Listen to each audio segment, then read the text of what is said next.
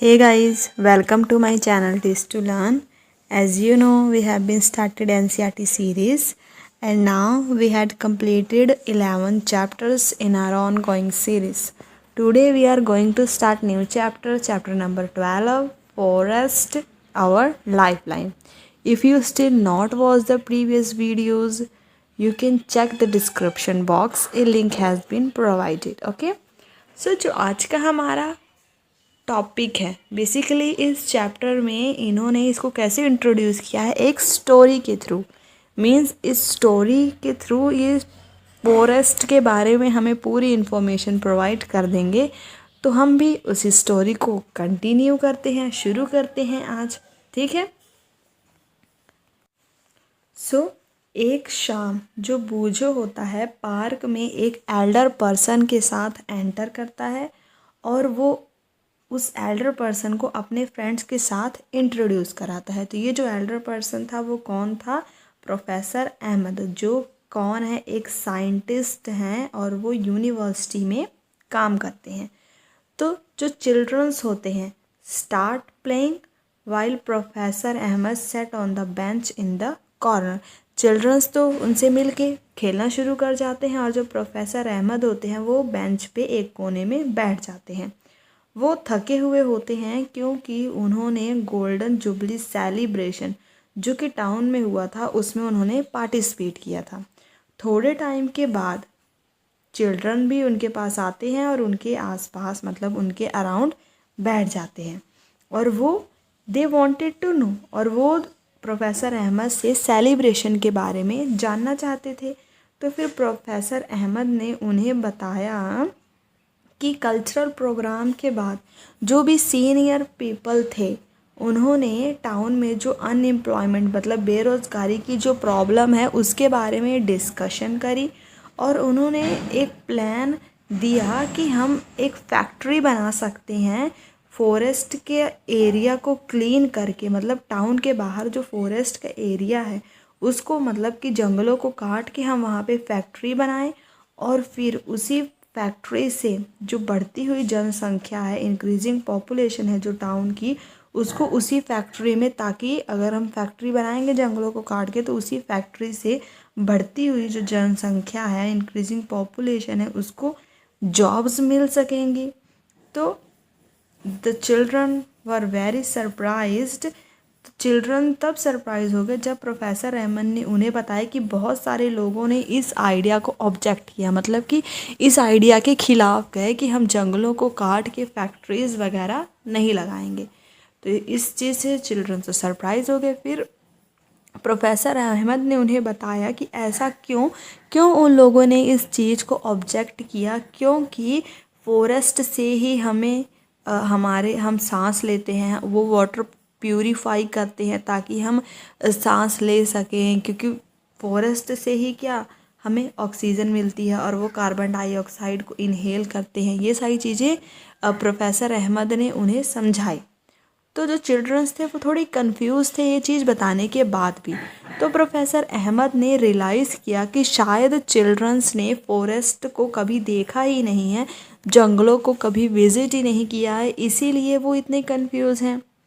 और जो चिल्ड्रंस थे वो भी फॉरेस्ट के बारे में और चीज़ जानना चाहते थे, इसीलिए उन्होंने डिसाइड किया कि वो प्रोफेसर अहमद के साथ फॉरेस्ट को विज़िट करेंगे। तो यहाँ से शुरू होता है कि विज़िट टू अ फॉरेस्ट। इसमें फॉरेस्ट से विज़िट करते करते वो सारी चीज़ें देखेंगे कि कैसे फॉरेस्ट में डिफरेंट डिफरेंट चीज़ें हैं, कैसे फॉरेस्ट हमारे लिए कितना हेल्पफुल है, वो सारी चीज़ें।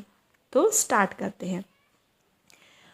वन संडे मॉर्निंग, एक संडे की सुबह को चिल्ड्रंस ने कुछ चीज़ें पैक करी, जैसे कि नाइफ, हैंड लेंस, लेंस के बारे में हमने पढ़ा जिससे हमें चीज़ें मैग्नीफाइड दिखती हैं, वो स्टिक हो गए, नोटबुक, और चलने लगे on a forest trail near a village. अब फॉरेस्ट ट्रेल का मतलब कि जंगल को जाने वाला जो रास्ता, मतलब अब उसमें जंगल है, कोई रास्ता तो होता नहीं है, तो ऐसा रास्ता है जिस पे लोगों ने चल चल के उसको रास्ता बना दिया है। तो वो क्या हो गया है, एक फॉरेस्ट ट्रेल हो गया, जो विलेज से, एक गांव से वो लोग फॉरेस्ट में जाने लग गए। उसी लोगों के द्वारा बनाए गए रास्ते से, क्योंकि लोग उसी रास्ते से बार बार गए हैं तो वो क्या हो गया, एक रास्ता हो गया, फॉरेस्ट ट्रेल हो गया।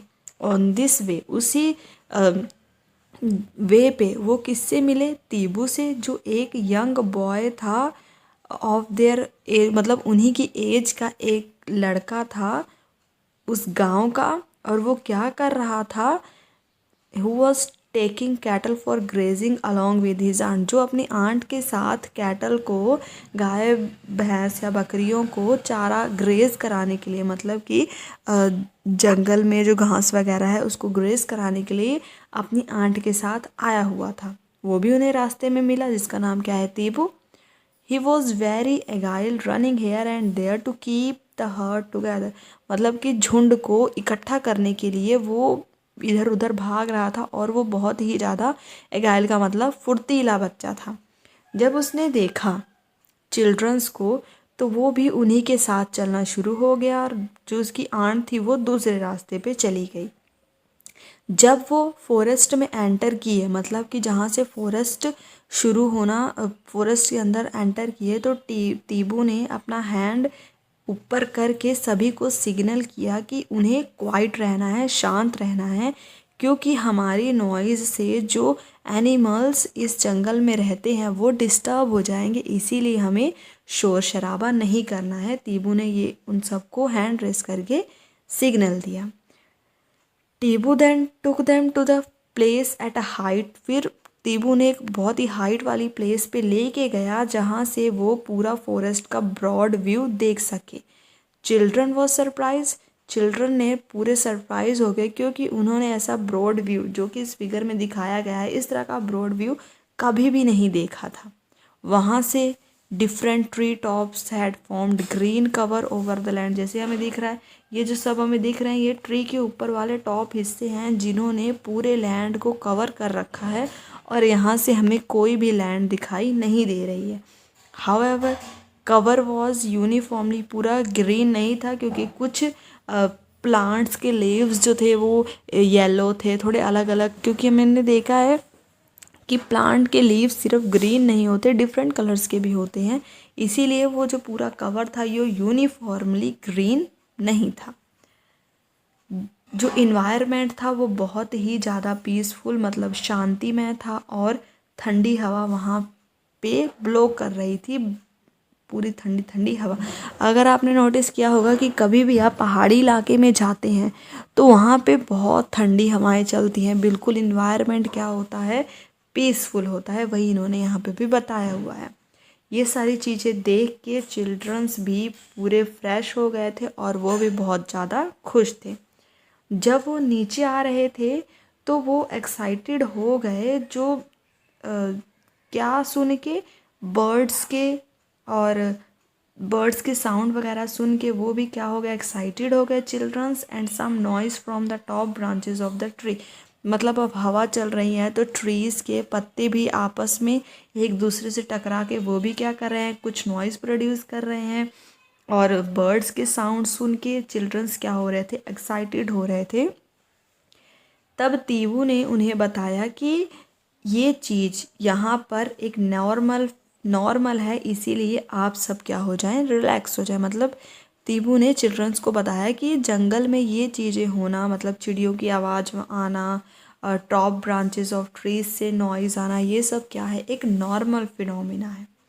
अब चिल्ड्रन की प्रेजेंस के कारण जो कुछ मंकीज़ थे ज़्यादा ऊपर, जैसे यहाँ पे हमें दिख रहा है पेड़ों के ऊपर जा के क्लाइंब कर रहे थे। अब जब मंकीज़ पेड़ों के ऊपर जा रहे थे तो यहाँ पे, जैसे यहाँ पे दिख रहा है हमें बर्ड्स बैठे हैं, तो इनसे क्या हो जा रहे थे, बर्ड डिस्टर्ब हो जा रहे थे और बर्ड ऊपर उड़ रहे थे, तो इसी के कारण भी चिड़ियों की भी क्या आवाज़, चिड़िया की भी नॉइज़ आ रहे थे, क्योंकि वो चिल्ड्रंस को देखकर यहाँ से वहाँ इधर उधर एनिमल्स भी जा रहे थे। तो ये जो चीज़ें हैं कि एनिमल्स एक जगह से दूसरी जगह जा रहे हैं और फिर चिड़ियाँ उड़ के लोगों को मतलब नॉइज़ प्रोड्यूस कर रही हैं, एनिमल्स भी इस तरह की हरकतें क्यों करते हैं, क्योंकि ये एक तरह का वार्निंग कॉल है, ताकि दूसरे एनिमल्स अलर्ट हो जाएं कि हाँ यहाँ पर कोई ह्यूमन बीइंग या फिर कोई दूसरे कोई इंसान यहाँ जंगल में आया हुआ है, इसीलिए एनिमल इस तरह की कुछ हरकतें करते हैं जिससे दूसरे एनिमल्स क्या हो जाएं, अलर्ट हो जाएं। तीबू ने उन्हें और क्या बताया कि कुछ और भी एनिमल्स हैं जैसे कि बोर, बाइसन, जैकाल्स, पॉर्क्यूपाइन, एलिफेंट, ये कहाँ रहते हैं, जो फॉरेस्ट का डीपर एरिया होता है वहाँ पर ये पाए जाते हैं। अब आप सोच रहे होंगे ये कौन से एनिमल हैं, जो बोर होता है। बोर का मतलब क्या होता है, जो जंगली सुअर होती हैं उन्हें हम क्या कहते हैं, बोर, मतलब जो जंगली होती हैं। नेक्स्ट क्या है, बाइसन। बाइसन का मतलब ये भी क्या है, जंगली भैंसा हो गए या फिर जंगली बैल हो गए। भैंस तो हमने देखी है, पर जो जंगली भैंसा होते हैं उसे हम क्या कहते हैं, बाइसन कहते हैं।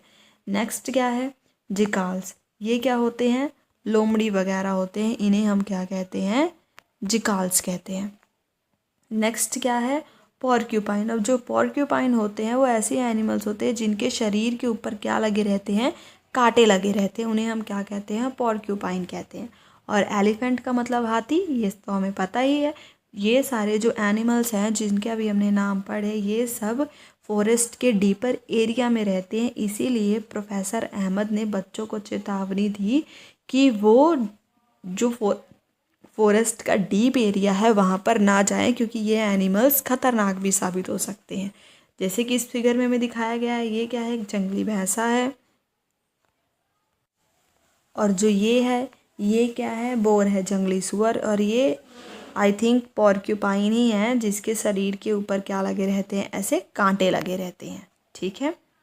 बूझो एंड पहेली। तभी बूझो और पहेली को याद आया कि उन्होंने फॉरेस्ट, जो किसका एग्जाम्पल है, हैबिटेट का एग्जाम्पल है एनिमल्स के लिए, क्लास 6 में इस चीज़ के बारे में पढ़ा था। जैसे कि यहाँ पे हमें दिख रहा है, क्योंकि they could see how the forest provide home for other animals and plant. जैसे हमें दिख रहा है, क्योंकि ये जो फॉरेस्ट है वही एनिमल्स और प्लांट्स के लिए क्या है, एक रहने की जगह है, इसीलिए ये इनका एक हैबिटेट है इन एनिमल्स का। नेक्स्ट क्या है, अब जो लैंड जिसके ऊपर चिल्ड्रंस क्या कर रहे थे, चल रहे थे, वो क्या था, अनइवन था और कवर्ड था बहुत ही ज़्यादा ट्रीज से। तीबू ने उनकी हेल्प करी ट्रीज़ को आइडेंटिफाई करने में, जैसे साल का ट्री हो गया, टीक का ट्री हो गया, सेमल, शीशम, नीम, पलास, फिग, खैर, आंवला, बैम्बो, कचनार, जो कि इन फिगर्स में हमें दिखाए गए हैं। ये किसका ट्री है, बैम्बो का ट्री है। यहाँ पे ये नीम का ट्री है, शीशम का ये ट्री है, और ये किसका है, सिमाल का ट्री है। ये क्या है, डिफरेंट टाइप्स ऑफ ट्रीज़ हैं। और तीबू ने भी हेल्प करी स्टूडेंट्स की सारे ट्रीज़ को आइडेंटिफाई करने में। आप भी अपने पेरेंट्स से अपने आसपास जो भी ट्रीज़ लगे हैं उनको आइडेंटिफाई कर सकते हैं।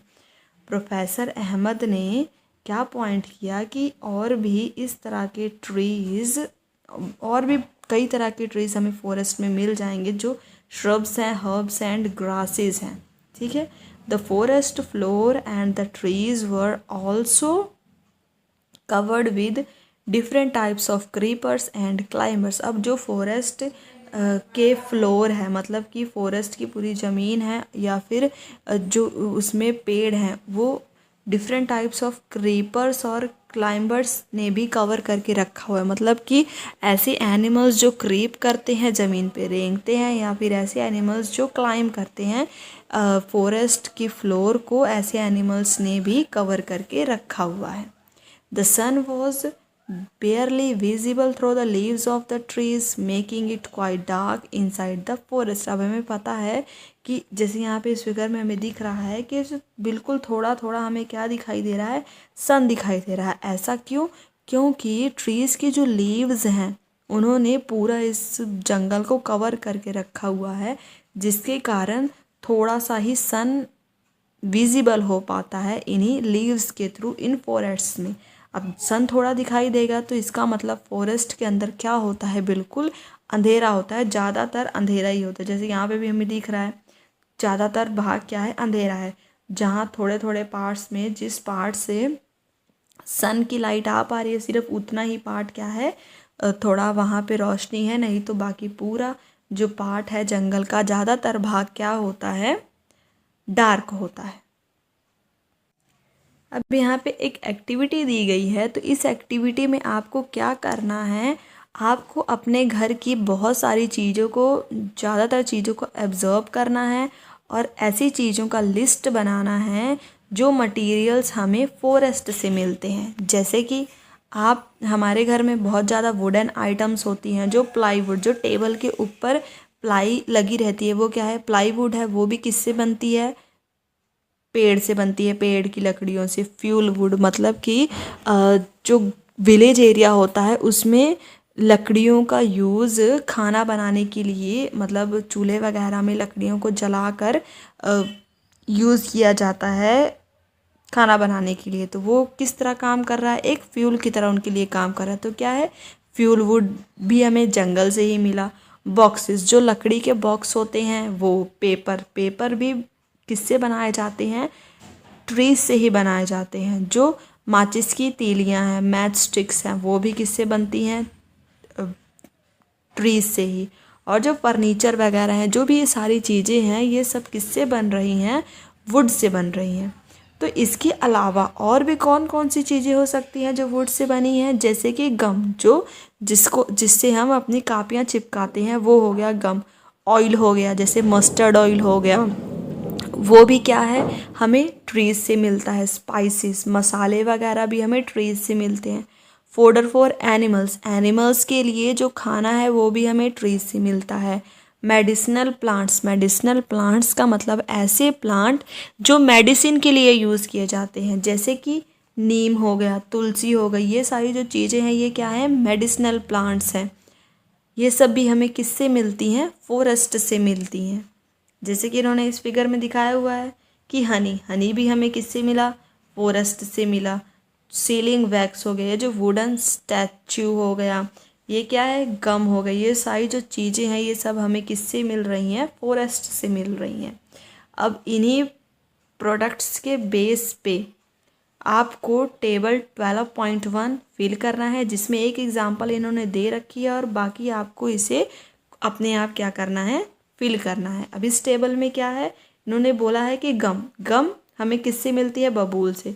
और बाकी जो 4 बॉक्स खाली हैं वहाँ पे आपने इसको फिल करना है कि गम हमें और कौन से प्लांट हैं जिन प्लांट से हमें गम मिलती है। टिम्बर मतलब कि जो फर्नीचर में यूज़ होने वाली, फर्नीचर के लिए जो लकड़ी हम यूज़ करते हैं, वो लकड़ी हमें शीशम के पेड़ से मिलती है। और कौन से ट्रीज़, इसमें किस प्लांट से हमें मिलती है, ये चीज़ें लिखनी है। फिर मेडिसिनल मतलब कि ऐसे प्लांट जिससे मेडिसिन बनाई जाती है, एक तो हो गया नीम, और बाकी जो और प्लांट्स हैं, 4 प्लांट्स, उसके बारे में आपने बताना है। फिर ऑयल, ऐसे प्लांट जिनसे हमें ऑयल मिलता है, एक सैंडलवुड दिया हुआ है, बाकी आपने 4 प्लांट्स बताने हैं। अब ये जो एक टॉपिक है, ये आपका होमवर्क है कि आपने सारा टेबल ना सही पर 1 या 2 तो आपने एग्जाम्पल इन सभी की देनी ही है। नहीं तो इसको कल तो भी हम कवर करेंगे ही अपनी कल की वीडियो में, पर इसका मतलब ये नहीं कि आप इसे ट्राई ही नहीं करेंगे। आप इसे ट्राई करना और जो भी आपको मिलेगा आप एक या दो एग्जाम्पल इसकी ज़रूर राइट करना। ओके, तो इसको हम कल देखेंगे,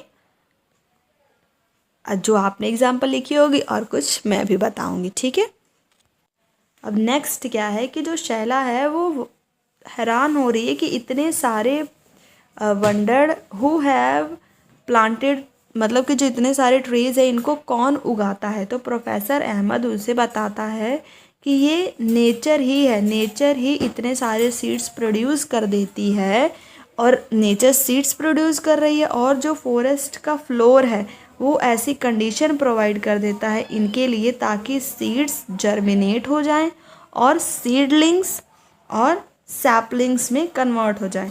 अब सीडलिंग्स और सैपलिंग्स, इन दोनों का बेसिकली यही मतलब है कि जो सीड के बाद छोटा सा प्लांट बना है, और ये दोनों ही छोटे प्लांट हैं, मतलब जो सीड से पहले थोड़ा सा छोटा प्लांट बनेगा उसे सीडलिंग कहेंगे, जब उसे थोड़ा सा और बड़ा हो जाएगा तो उसे हम क्या कह देते हैं, सैपलिंग कह देते हैं।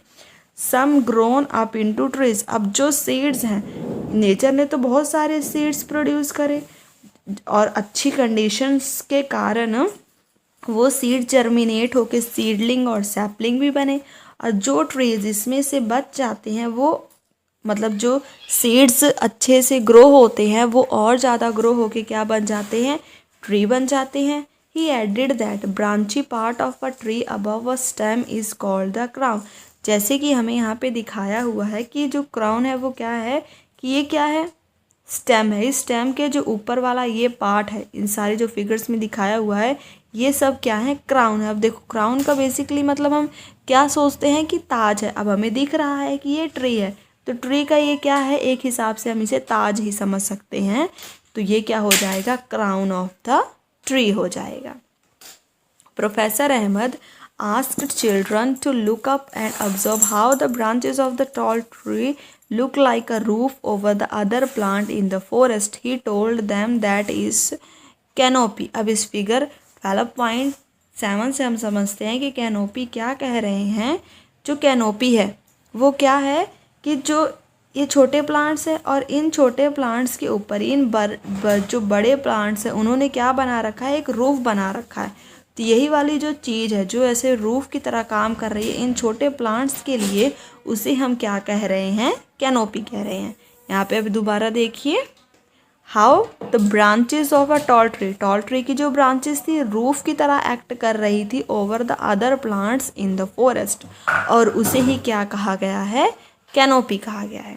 चलिए जो मैंने आपको होमवर्क दिया था पहले हम उसे डिस्कस कर लेते हैं कि जो टेबल 12.1 है उसे, इसमें क्या है कि गम हमें कहाँ से मिलती है, एक तो हो गया बबूल। सेकंड नंबर पे आप राइट कर सकते हैं, एक सेकंड, इसमें जो फर्स्ट आता है जिससे हमें गम मिलती है वो क्या है, प्लाक। ये है जिससे हमें पिलास, जिससे हमें ऐसा ट्री है जिससे हमें गम मिलती है। उसके बाद सेकंड नंबर पे क्या आ जाता है, नीम, इससे भी हमें क्या मिलती है, गम मिलती है। नेक्स्ट क्या है, खैर, ये क्या है जिससे हमें गम मिलती है, इससे पहले मैंने क्या लिखा था, पिलास। ठीक है, 3 हो गए। और एक और प्लांट जिससे हमें गम मिलती है वो क्या है, सिमाल। नौ, बबूल के अलावा ये ऐसे पेड़ हैं जिनसे हमें क्या मिलती है, गम मिलती है। अब हम देखते हैं कि जो ये टिम्बर है ये हमें किससे मिलता है। जिसमें सबसे पहले टिम्बर जिससे हमें मिलता है, एक तो क्या हो गया, शीशम हो गया। और बाकी कौन से प्लांट्स हैं जिससे हमें टिम्बर मिलती है, एक तो आ जाएगा इसमें पाइन ऐसा एक प्लांट है। नेक्स्ट कौन है, साल है एक ऐसा प्लांट। उसके बाद प्लांट का तीसरा प्लांट कौन सा है, तीख प्लांट है। उसके बाद एक और प्लांट आ जाता है इसमें, रोजवुड प्लांट। ये सारे ऐसे प्लांट हैं जिससे हमें क्या मिलता है, टिम्बर मिलता है। पाइन, साल, तीख, रोजवुड और एक इन्होंने दे ही रखा है शीशम। ये सारे टिम्बर वाले प्लांट हो गए। उसके बाद हम देखते हैं मेडिसिनल प्लांट। मेडिसिनल प्लांट में सबसे पहले किसका नाम है, नीम का नाम है। नीम के अलावा तुलसी एक मेडिसिनल प्लांट है। उसके बाद आंवला भी एक मेडिसिनल प्लांट है। और तीसरा कौन सा प्लांट है, अशोक के बाद एक आपने नाम सुना होगा, अश्वगंधा। ये भी ऐसा प्लांट है जो मतलब मेडिसिन की तरह यूज़ होता है। ये सारे उन प्लांट्स के नाम हो गए, तुलसी, आंवला, अशोक और अश्वगंधा। अब हमारा एक रह गया ऑयल तो बहुत ही ईजी है क्योंकि ये चीज़ तो हम यूज़ करते हैं। सैंडलवुड उन्होंने दिया हुआ है जिसे हम क्या कहते हैं, चंदन की लकड़ी। इससे भी क्या मिलता है, ऑयल मिलता है। और इसमें क्या आ जाएगा, एक सनफ्लावर आ जाएगा। सनफ्लावर का भी क्या होता है, ऑयल होता है। उसके बाद क्या है, मस्टर्ड है, जो सरसों का तेल होता है ये क्या है, मस्टर्ड ऑयल भी होता है। उसके बाद कोकोनट भी ऑयल होता है, लगाते हैं ना कोकोनट ऑयल, जिसकी ऐड भी आती रहती है, कोकोनट ऑयल हो गया। या फिर और कौन से ऑयल होते हैं, ऑलिव ऑयल होते हैं। इसमें ऑयल बहुत तरह के हो सकते हैं, मैंने आपको कुछ ये एग्जांपल्स बता दी हैं। तो ये हो गया हमारा टेबल जिसमें उन्होंने पूछा था कि प्लांट से मिलने वाले प्रोडक्ट और उन प्लांट्स के नेम हमने आज की वीडियो में कवर कर लिए। अब हम नेक्स्ट बात करते हैं हमारी एक्टिविटी 12.2 के बारे में। इस एक्टिविटी में आपको क्या करना है, फॉरेस्ट को विजिट करना है, फॉरेस्ट या फिर किसी पार्क को। उसके बाद वहाँ की ट्रीज़ को आइडेंटिफाई करना है। आप ट्रीज़ को आइडेंटिफाई करने के लिए अपने एल्डर्स या फिर किसी भी बुक का हेल्प ले सकते हैं। नेक्स्ट, लिस्ट द करेक्टरिस्टिक्स, मतलब ट्रीज़ की जो करेक्टरिस्टिक्स हैं, जैसे कि उसकी हाइट क्या है, उसका शेप, लीव्स का शेप क्या है, क्राउन्स का शेप क्या है, फ्लावर्स, फ्रूट, इन सारी चीज़ों को क्या करना है, आपने एब्जॉर्व करके एक लिस्ट बनानी है। Also draw the crowns of some trees, जैसे इन्होंने यहाँ पे क्या दिखाया हुआ है, क्राउन दिखाए हुए हैं। कोई इस ट्रायंगुलर शेप का है, कोई सर्कुलर शेप का है, कोई इस शेप का है, मतलब कि ये ट्रीज़ हैं जिनके क्राउन्स के शेप क्या है, अलग अलग हैं। तो आपने इसे क्या करना है, कुछ ट्रीज़ के क्राउन्स को ड्रॉ करना है। प्रोफेसर अहमद ने बच्चों को बताया कि जो ट्रीज़ के क्राउन्स हैं वो डिफरेंट टाइप्स और डिफरेंट साइज़ के हो सकते हैं, जैसे कि हमने अभी देख ही लिया है। They had created different horizontal layers in the forest, they are known as under storage. अब हम देखते हैं कि यहाँ पे एक नया वर्ड आया है, अंडर स्टोरेज। ये क्या होता है, इन्होंने आगे बोला है, giant and tall trees constitute the top layer followed by shrubs and tall. अब ये जो इन्होंने लिखा है वो मैं आपको यहाँ इस फिगर के थ्रू समझाती हूँ। इन्होंने आखिर बोला क्या है कि ये तो क्या था, जो बड़े ट्रीज़ रूफ की तरह काम करते हैं, छोटे ट्रीज़ के लिए उसको तो हमने कैनोपी बोल दिया। अब यहाँ पे हमें दिख रहा है कि ये कुछ बशेज़ हैं जिनकी पूरी लेयर बिल्कुल सेम है। तो इस तरह के प्लांट जो एक तरह की लेयर फॉर्म करेंगे, और यहाँ पे ये दूसरी तरह का प्लांट है, जो ये वाला प्लांट हो गया और ये वाला प्लांट हो गया, ये दोनों, इनके ऊपर की हाइट बिल्कुल सेम है। यहाँ पे चाहे हम ग्राउंड से देख लें, इनकी भी नीचे वाले जो यहाँ पे ये ग्रासेस दिख रहे हैं, इनकी जो लेयर का अगर हम बनाएं तो ये भी क्या है, बिल्कुल सेम है। तो ये जो अलग अलग तरह की लेयर्स बन रही हैं, इसे ही हम क्या कहते हैं, अंडर स्टोरेज कहते हैं। अब दोबारा हम पढ़ते हैं उसकी डेफिनेशन को। उन्होंने यही कहा है ना, they had created different horizontal layers ही बना रहे थे फॉरेस्ट में। कौन, जो क्राउन्स हैं, डिफरेंट टाइप्स ऑफ ट्रीज, मतलब अलग अलग तरह के ट्रीज़ के क्राउन्स, ये जो क्या है, क्योंकि ये क्या है, क्राउन्स ही हैं। अब जो एक तरह के ट्री इस हाइट के हैं वो इतनी लेयर पे क्राउन बना, मतलब अंडर स्टोरेज बना लेंगे। जो इस तरह वाले हैं अगर उनको सबको हम मिला दें तो वो इस पोजीशन पे अंडर स्टोरेज बना लेंगे। जैसे हमने यहाँ पे देखा कि ये वाले ट्री एक ही साइज़ के हैं तो इन्होंने एक अंडर स्टोरेज बना लिया। फिर ये वाले ट्रीज़ के जो क्राउन्स हैं उनको जब हमने मैच किया तो यहाँ पे एक अंडर स्टोरेज बन गया। वही इन्होंने वहाँ उस डेफिनेशन में भी बताया हुआ है। जो जियांट और टॉल ट्रीज़ हैं उनके भी हम क्या करते हैं, टॉप लेयर ले लेते हैं, followed by shrubs and tall grasses and herbs form the lower layers. और जो हर्ब्स हैं वो क्या बनाते हैं, लोअर लेयर्स बनाते हैं। Would we see similar kind of trees in every forest. तो यहाँ पे बूझो पूछ रहा है क्या हमें हर एक फॉरेस्ट में सेम तरह के ट्रीज मिलते हैं। तो प्रोफेसर अहमद ने कहा नहीं, climate condition, due to different climate condition there are variation in the types of trees and other plants. अब हमें पता है कि जो क्लाइमेट की कंडीशन है वो हर जगह पे वेरी करती रहती है। इसी के कारण, डिफरेंट क्लाइमेट कंडीशन के कारण ही हमें एक ही तरह के प्लांट नहीं मिलते, डिफरेंट टाइप्स ऑफ, मतलब वेरिएशन मिलती है प्लांट्स में भी। The type of animals also differ from forest to forest. अब फॉरेस्ट से फॉरेस्ट भी एनिमल्स और प्लांट्स की जो टाइप है वो वेरी करती है। और जो इसके बाद हम देखते हैं कि कुछ जो चिल्ड्रंस थे वो किस में बिजी थे, बटरफ्लाइज को इधर उधर उड़ने में, उड़ते हुए देखने में बिजी थे, जो कहाँ से कहाँ फ्लटर कर रही थी, here and there on the flowers of shrubs and herbs. जो मतलब एक फूल से दूसरे फूल तक उड़ रही थी, कुछ बच्चे उसको देखने में बिजी थे। They had a close look at the buses. Buses का मतलब कि उन्होंने झाड़ियों में बहुत ध्यान से देखा।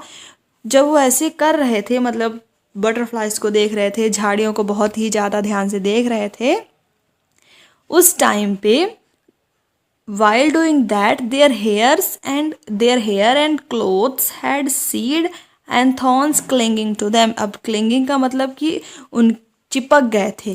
क्या चिपक गए थे उनके हेयर्स और क्लोथ्स में? जो सीड्स थे या फिर कई कांटे थे वो उनके हेयर या फिर क्लोथ में अटकने लगे थे, क्योंकि वो उनको बहुत ही क्लोजली देख रहे थे।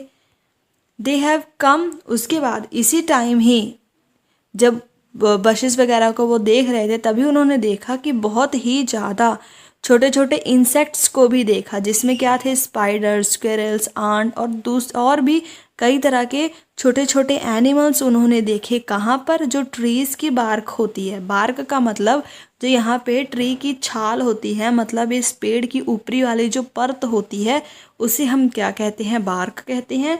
और उसी बार्क में उन्होंने छोटे छोटे इंसेक्ट्स, जिसके नाम इन्होंने यहाँ पे दिए हुए हैं, वो उन्होंने देखे।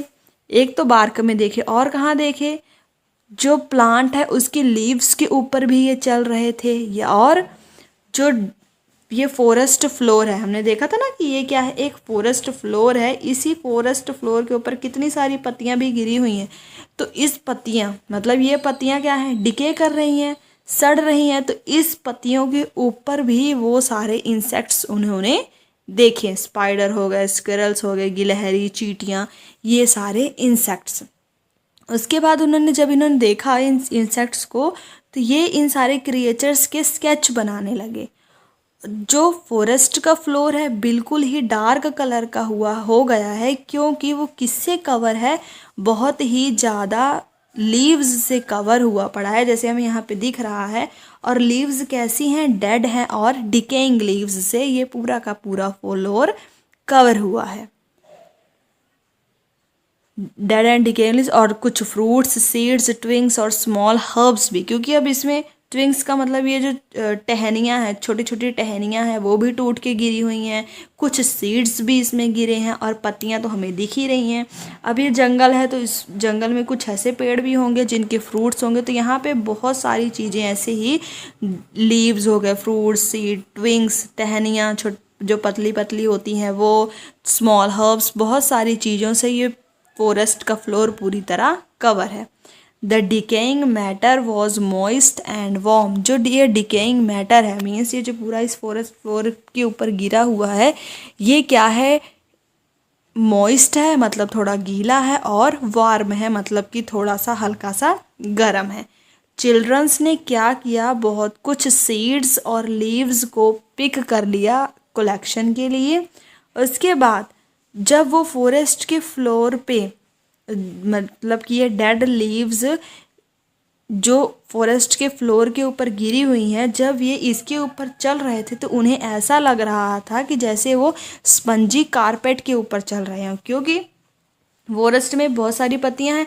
जब पत्तियों के ऊपर आप चलेंगे तो वो क्या हो जाएगा? थोड़ा नीचे धंस जाएगा, जैसे स्पंज करता है। इसीलिए उन्हें ऐसा लग रहा था कि जब वो फॉरेस्ट फ्लोर के ऊपर, इस फॉरेस्ट फ्लोर के ऊपर चल रहे हैं, तो वो किसी स्पंजी कारपेट के ऊपर वॉक कर रहे हैं।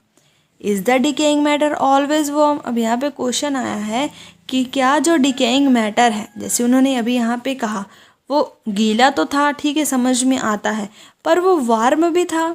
तो क्या ये जो डिकेइंग मैटर है हमेशा गर्म रहता है?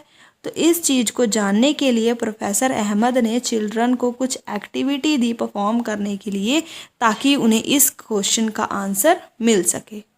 इसे समझने के लिए हम एक एक्टिविटी करते हैं। इस एक्टिविटी में हमें क्या करना है? एक छोटा सा गड्ढा खोदना है और उसमें कुछ लीव्स और वेजिटेबल वेस्ट डाल देना है।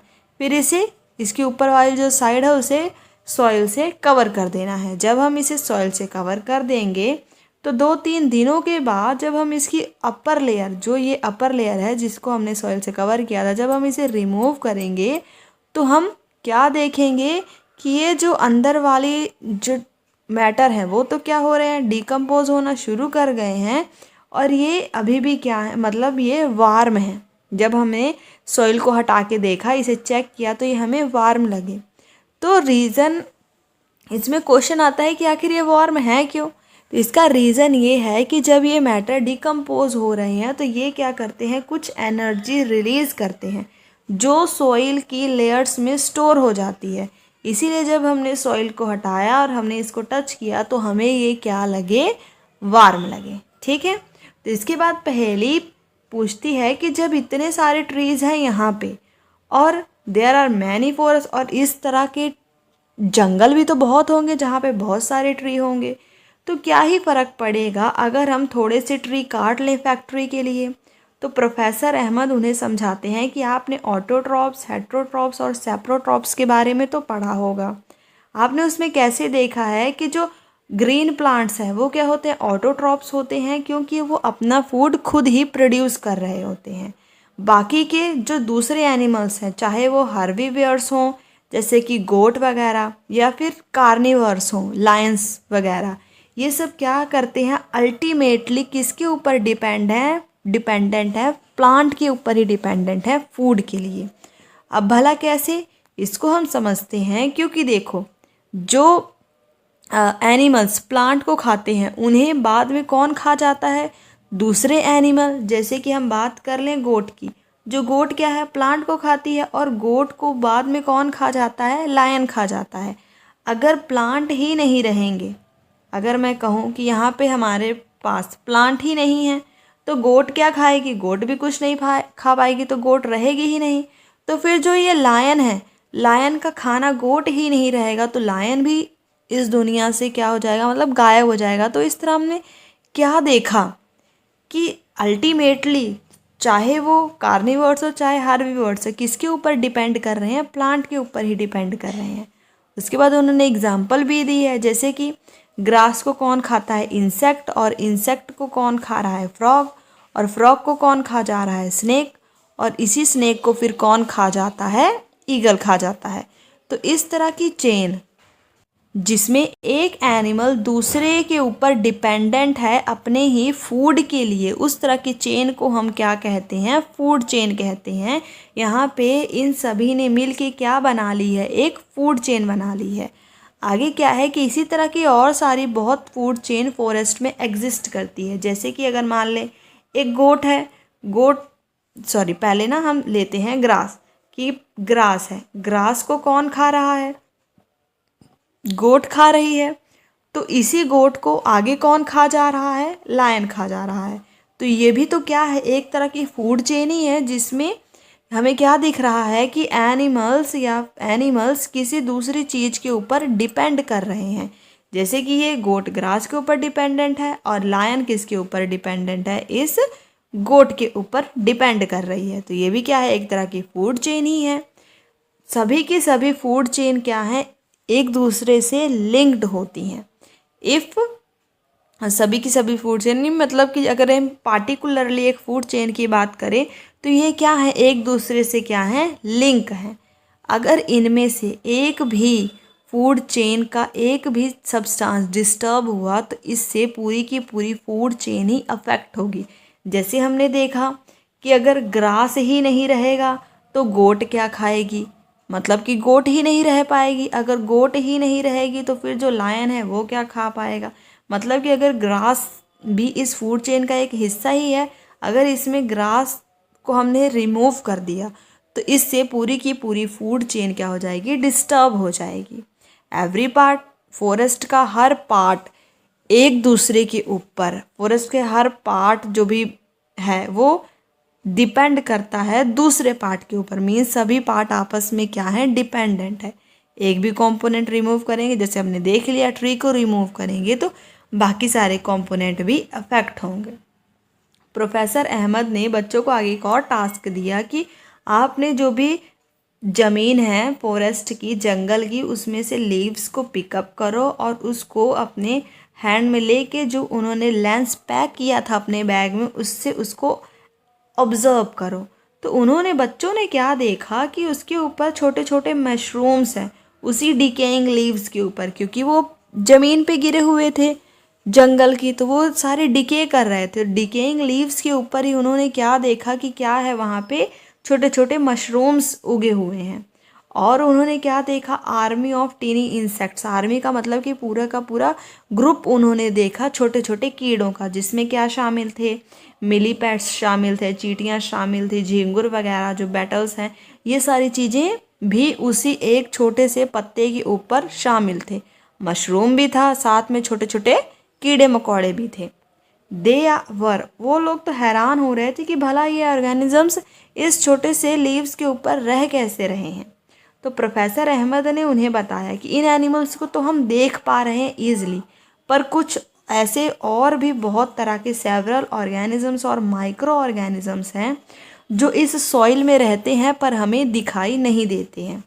पहेली ने फिर आगे पूछा कि अब ये जो मशरूम है जो इस लीव के ऊपर ग्रो कर रहा है, या फिर जो माइक्रो ऑर्गेनिजम्स हैं जो सॉइल में होते हैं, आखिर ये सब खाते क्या हैं।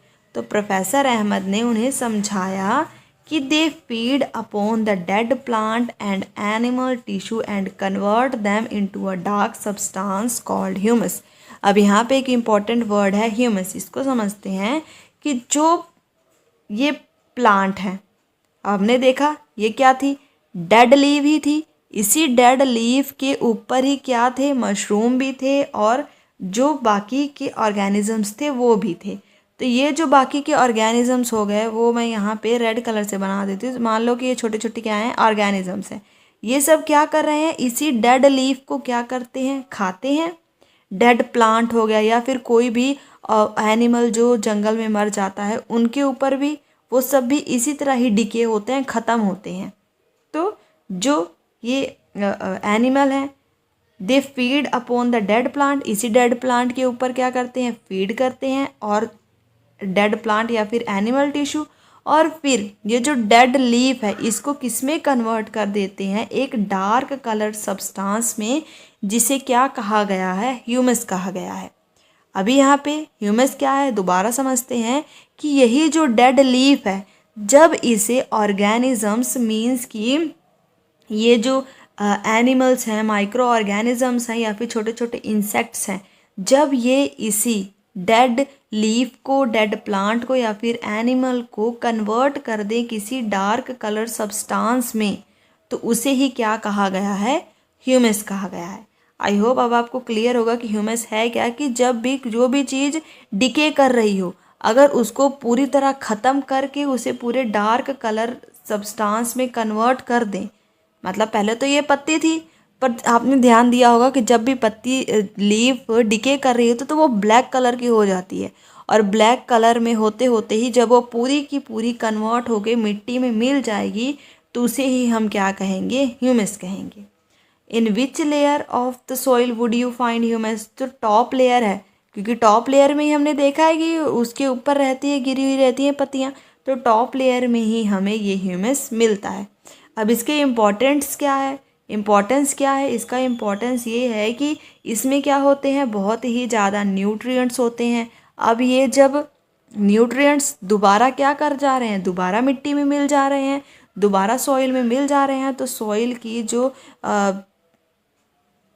मतलब सॉइल में जो जो उर्वरक शक्ति होती है कि ताकि वो और प्लांट्स को सॉइल में और अच्छे से प्लांट उग सकें, उसकी शक्ति भी क्या, सॉइल की भी जो पावर होती है वो भी क्या हो जाती है, इंक्रीज हो जाती है इसे ह्यूमस के बनने के कारण।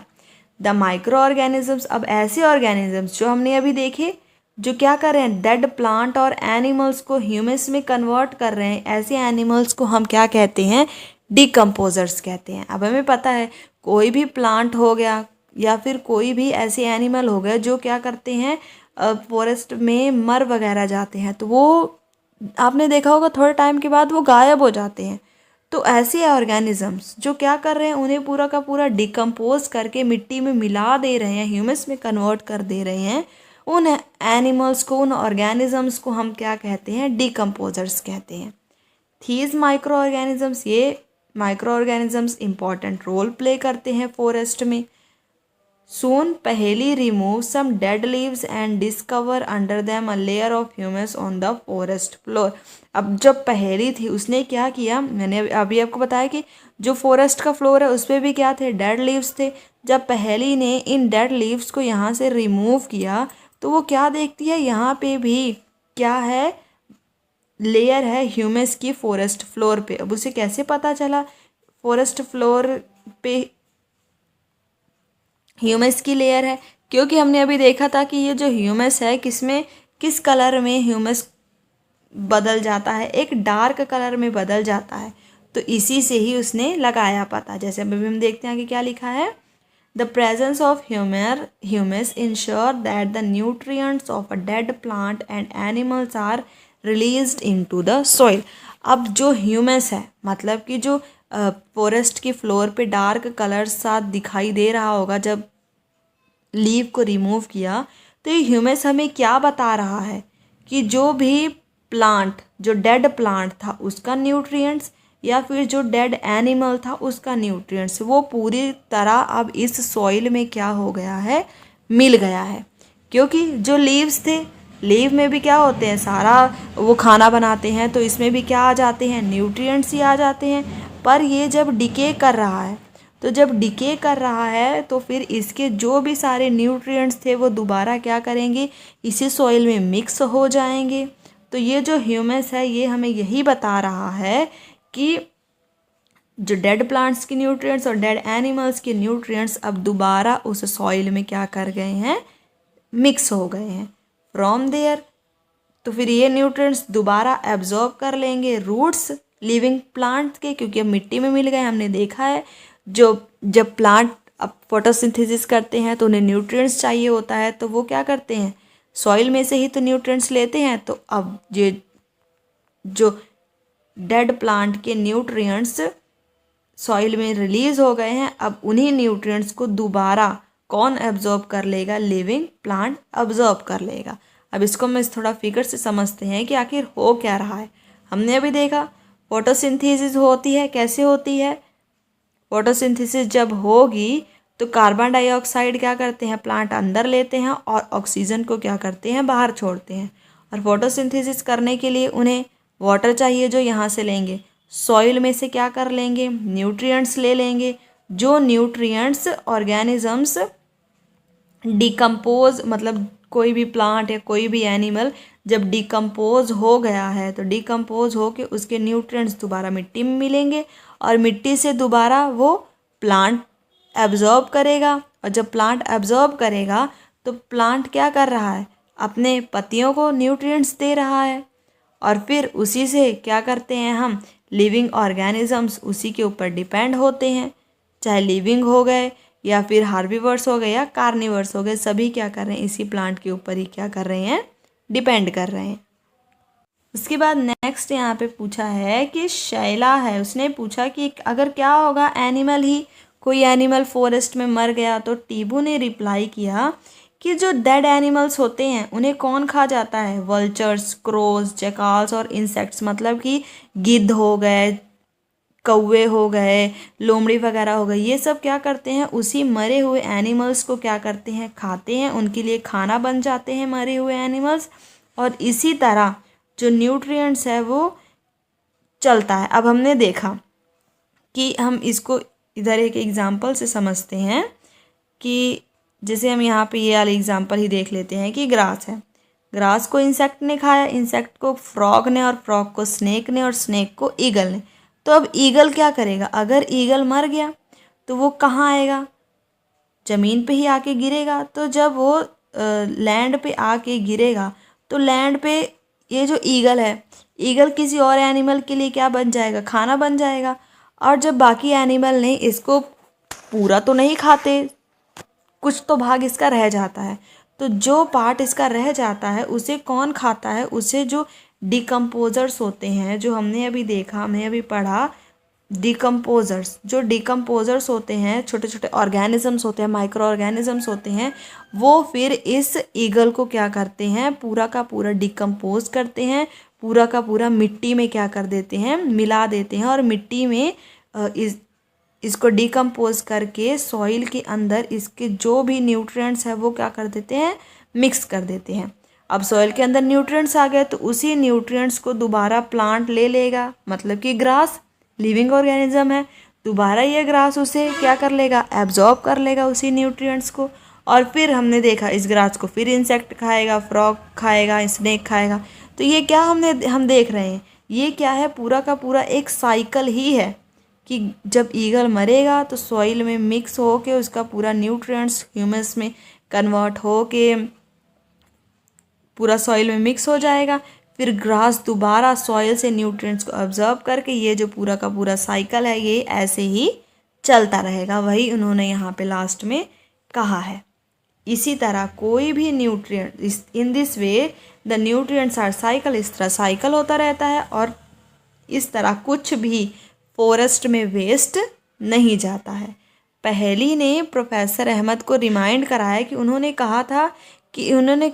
कहा था कि जो फॉरेस्ट है वो ग्रीन लंग है। तो प्रोफेसर अहमद ने एक्सप्लेन किया कि प्लांट क्या करता है, ऑक्सीजन रिलीज़ करता है। हमने देखा फोटोसिंथेसिस में अभी कि वो ऑक्सीजन रिलीज़ कर रहा है।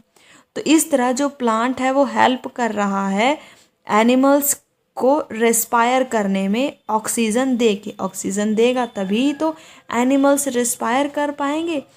और ये किस में हेल्प करता है, they also maintain the balance of oxygen and carbon dioxide in the atmosphere. और ये जो प्लांट है ये ऑक्सीजन और कार्बन डाइऑक्साइड जो हमारे एटमॉस्फेयर में प्रेजेंट है उसको बैलेंस भी करता है। मतलब कि प्लांट ऑक्सीजन एनिमल को भी दे रहा है और जो एनिमल या ह्यूमंस कार्बन डाइऑक्साइड को रिलीज़ करते हैं उसको प्लांट वापस लेके फिर फूड बनाता है। तो मतलब प्लांट क्या कर रहा है, एक तरह का बैलेंसिंग का काम भी कर रहा है, ऑक्सीजन और कार्बन डाइऑक्साइड को बैलेंस करने का भी काम कर रहा है। इसीलिए फॉरेस्ट को क्या कहा जाता है, लंग्स कहा जाता है, क्योंकि लंग्स क्या है, हमारी बॉडी में प्रेजेंट होते हैं और ये हमें सांस लेने में हेल्प करते हैं। और उसी तरह जो प्लांट है ये भी हमें ऑक्सीजन प्रोवाइड करके हमें सांस लेने में, रेस्पायर करने में क्या कर रहा है, हेल्प कर रहा है। Children saw cloud forming in the sky. Children ने, क्योंकि उससे पहले हमने देखा था कैसे ऑक्सीजन बैलेंस कर रहा, प्लांट बैलेंस कर रहा है ऑक्सीजन और कार्बन डाइऑक्साइड को एटमॉस्फेयर में। उसी टाइम जो बच्चे थे उन्होंने आसमान में बादल बनते हुए देखे। जब बादल बन रहे थे, मतलब आसमान में ऐसे बादल इकट्ठे आके उन्हें दिखे आसमान में बादल, तो बूझो को वाटर साइकिल याद आया जो उसने क्लास 6th में पढ़ा था। तो वाटर साइकिल में होता क्या था कि जो नदियां हैं, नदियों में पानी होता था और ये पानी इवेपोरेट होता था और इवेपोरेट होके क्या बन जाता था, बादल बन जाते थे। और यही बादल बाद में, इन्हीं बादल से बारिश होती थी, रेन होती थी और यही रेन का पानी ज़मीन से दोबारा इन जो नदियां हैं उनमें चला जाता था। तो ये जो पूरा एक साइकिल है जिसमें क्या हो रहा है, पहले बारिश हो रही है, बारिश का पानी दोबारा इन नदियों में गया, फिर वो इवेपोरेट होके बादल बने, फिर बारिश हुई। तो ये क्या है, एक वाटर साइकिल है जिसमें, और इसी वाटर साइकिल में आगे एक क्वेश्चन भी लिखा हुआ है कि कैसे वाटर साइकिल इफ़ेक्ट होगी अगर ट्रीज़ कम रह जाएंगे। क्योंकि अभी हमने देखा वाटर साइकिल में ट्रीज़ तो यहाँ पे कहीं आए ही नहीं थे, बस नदी थी, उसका पानी इवेपोरेट होके बादल बन रहा था और बादल आपस में टकरा के बारिश कर रहे थे। तो इसमें आखिर ट्री कहाँ से आए। तो जो ट्री हैं, बेसिकली ट्री क्या करते हैं, take in water from their root, अपने रूट से, ट्री है वो अपने रूट से, जो उसकी जड़ें हैं उससे क्या करता है, पानी अपने अंदर लेता है और कुछ पानी तो वो फोटोसिंथेसिस का प्रोसेस करने के लिए यूज़ करता है और बाकी पानी जो वो अपनी लीव्स के थ्रू इवेपोरेट करेगा उसे ही क्या कहा जा रहा है, ट्रांसपीरेशन कहा जा रहा है। मतलब कि अभी हमने देखा एक तो बादल कैसे बन रहे हैं, जब नदियों का पानी इवेपोरेट हो रहा है उससे बादल बन रहे हैं, और एक बादल किससे बनते हैं, जब जो इस प्लांट की लीव्स हैं जब उनमें से वाटर इवेपोरेट होगा तो वो भी क्या बनाएंगे, कंबाइन करके बादल ही तो बनाएंगे। ठीक है, तो अगर पेड़ ही नहीं रहेंगे तो हमने अभी देखा कि कैसे इफ़ेक्ट करेगा कि अगर पेड़ ही नहीं रहेंगे तो फिर पेड़ों से बादल जो इवेपोरेट हो रहा है, इवेपोरेशन हो रही है इनकी लीव्स के थ्रू इवेपोरेशन नहीं होगी। और फिर ये जो बादल यहाँ पे बन रहे हैं जो आपस में कंबाइन करके बारिश करते हैं वो भी नहीं होगी, क्योंकि यही बारिश का पानी ही तो है जो वापस से दोबारा नदियों में जाता है और नदियों का पानी भी इवेपोरेट होके क्या कर रहा है, बादल बना रहा है। तो यहाँ पे आपको समझ में आया कि वाटर जो ये क्या कहते हैं, जो ये ट्री है आखिर उसका यूज़ कहाँ आया, क्योंकि ट्री भी क्या कर रहा है, इवेपोरेशन कर रहा है, जिससे क्लाउड की फॉर्मेशन हो रही है और जिसके कारण रेन होती है। और वही रेन जब दोबारा समुद्र में जाती है तो समुद्र का पानी फिर इवेपोरेट होके दोबारा ये साइकिल चलता रहता है। ठीक है, उसके बाद अब इस चीज़ को आप यहाँ इन्होंने एक फिगर दिखाई, इससे भी समझ सकते हैं, जिसमें इन्होंने बताया हुआ है कि जो रूट सिस्टम है हेल्प कर रहा है वाटर को ग्राउंड से सीप करने में। और ये रूट सिस्टम जब वाटर को सीप करता है तो फिर और फोटोसिंथेसिस करता है। इवेपोरेशन मतलब कि जो डायरेक्ट किसी वाटर में से समुद्र में से भाप बनती है उसे हम कहते हैं इवेपोरेशन। और जो ट्रांसपीरेशन है ये भी एक तरह की इवेपोरेशन ही है, पर ये प्लांट्स के लीव्स में या फिर प्लांट के स्टेम में होती है, उसे हम कहते हैं ट्रांसपीरेशन। तो इन्हीं दोनों से ही किसकी फॉर्मेशन होती है, क्लाउड की फॉर्मेशन होती है। और उसी क्लाउड से फिर बाद में क्या होती है, रेन होती है। और यही रेन फिर दोबारा ग्राउंड में जाता है, कुछ इसका पार्ट ग्राउंड में अब्जॉर्ब हो जाता है और कुछ इसका पार्ट समुद्र वगैरह में चला जाता है। जो ग्राउंड से है उसे कौन अब्जॉर्ब करता है, ट्रीज़। और जो समुद्र में गया है वहाँ से डायरेक्टली इवेपोरेट हो जाता है। पर जो पेड़ एब्जॉर्ब करते हैं, पेड़ के थ्रू भी इवेपोरेट होता है, पर वो किसकी मदद से होता है, ट्रांसपीरेशन, मतलब इस प्रोसेस के थ्रू इवेपोरेट होता है वाटर प्लांट में से। तो दोनों में ही क्या हो रही है, इवेपोरेशन हो रही है और इसी इवेपोरेशन से क्लाउड की फॉर्मेशन हो रही है। तो हमने इसमें देखा कि कैसे ट्रीज़ भी हेल्प कर रहे हैं वाटर साइकिल में, क्योंकि अगर ट्रीज़ नहीं रहेंगे तो वाटर साइकिल में भी बहुत ज़्यादा इसे अफेक्ट करेंगे अगर कम ट्रीज़ रहेंगे तो। उसके बाद हम देखते हैं टीबू ने क्या बताया। जो टीबू था उसने क्या बताया कि जो फॉरेस्ट है वो सिर्फ घर ही नहीं है प्लांट्स और एनिमल्स के लिए, ये कई लोगों के लिए रहने की जगह भी है। जैसे कि जो अलग अलग जनजातियों के लोग होते हैं वो क्या करते हैं, जंगलों में ही रहते हैं और ये लोग पूरी तरह ही जंगल पर ही डिपेंड करते हैं अपने खाने के लिए, रहने के लिए, पानी के लिए या फिर दवाइयों के लिए। ये लोग पूरी तरह जंगल पर ही डिपेंडेंट होते हैं। अब ये लोग बहुत टाइम से जंगलों में रह रहे होते हैं, इसीलिए इन्हें ट्रेडिशनल नॉलेज होती है कि कौन सा प्लांट मेडिसिनल प्लांट है, मतलब कि किस प्लांट को हम एज अ मेडिसिन यूज़ कर सकते हैं। नेक्स्ट क्या है कि जब बूझो पानी पी रहा था स्मॉल स्ट्रीम से, जैसे कि यहाँ स्पीकर में दिखाया हुआ है, जब बूझो इस पानी पी रहा था तो उसने एक डीर को देखा और ये डीर देखते ही देखते डिसअपियर हो जाता है बशिस में, मतलब झाड़ियों में गुम सा जाता है। तो ये जो घनी झाड़ियाँ हैं या फिर लंबे लंबे घास हैं, ये सब क्या प्रोवाइड कर रहे हैं, एनिमल्स को रहने की जगह दे रहे हैं। यही जो घनी घनी झाड़ियाँ हैं और इन्हीं से ही उन्हें खाना भी मिलता है एनिमल्स को। ये जो झाड़ियाँ हैं ये एनिमल्स को, जो डीर वगैरह हैं, इन्हें प्रोटेक्ट भी करते हैं कार्निवर एनिमल्स से। जो भी क्या है हमें पता है सब एक ही फॉरेस्ट में रह रहे हैं, तो इन्हें प्रोटेक्ट करने का काम भी कौन करता है, बशेस एंड टॉल ग्रासेस। ये डेंस बशेस और टॉल ग्रासेस इन्हें कार्निवर एनिमल से भी प्रोटेक्ट करती हैं।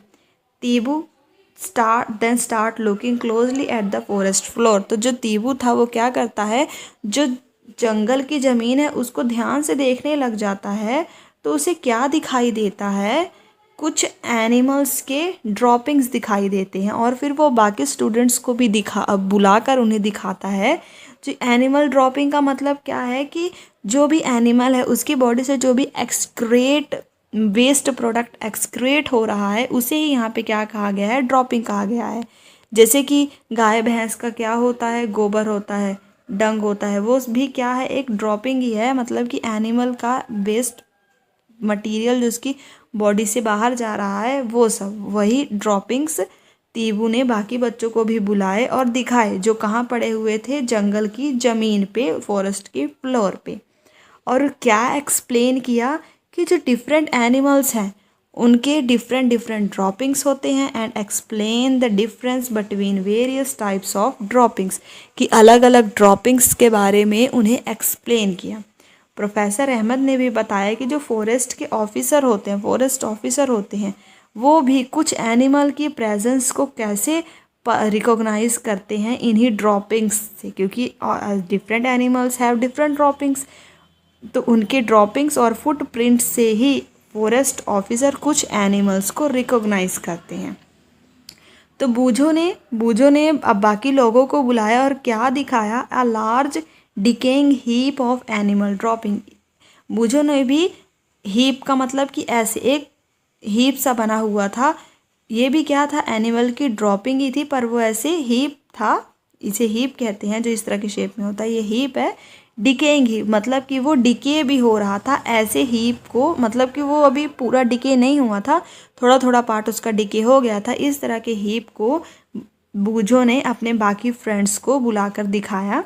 Several battles and groups were food feeding on the heap. अब ये जो हीप है इसके ऊपर बैटल्स एंड ग्रब, बैटल्स का मतलब कि जो भौरे हैं, और ग्रब्स का मतलब कि छोटे छोटे कीड़े, ये सब इसी हीप के ऊपर ही थे, और यही हीप उनका क्या था, खाना था। अब वो इसी हीप को खा रहे हैं, इसी के कारण ही तो जो ये हीप है वो क्या कर रहा है, डिके कर रहा है। And a bunch of seedlings were sprouting. अब इसी हीप के ऊपर कुछ तो एनिमल्स हैं, और कुछ इसी हीप में कुछ जो पौधे हैं वो भी बाहर निकले हुए हैं, थी सीडलिंग्स। और ये जो पौधे हैं ये किसके पौधे हैं, हर्ब्स या फिर श्रब्स, इन चीज़ों के पौधे इसी हीप में से, जो काऊ डंग का पूरा हीप है, जिसे हम या फिर हम ये कह सकते हैं कि ड्रॉपिंग्स, जो एनिमल की ड्रॉपिंग का पूरा हीप था, उसी में ही एनिमल्स भी थे।